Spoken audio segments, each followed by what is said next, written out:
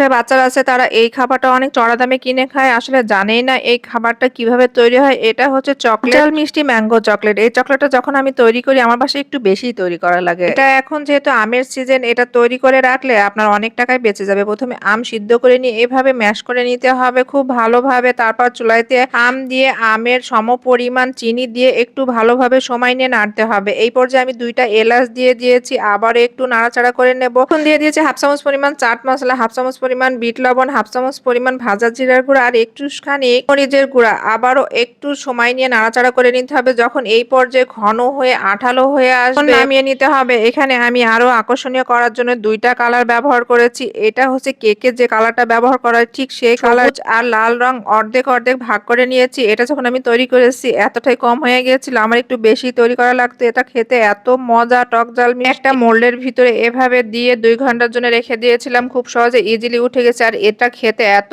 দারুণ আর এত মজা হয়েছিল। দেখতে যেমন কালারফুল খেতেও কিন্তু দারুণ মজা হয়েছে টক ঝাল মিষ্টি ম্যাঙ্গো চকলেট। ফ্রিজে সারা বছর সংরক্ষণ করা যাবে।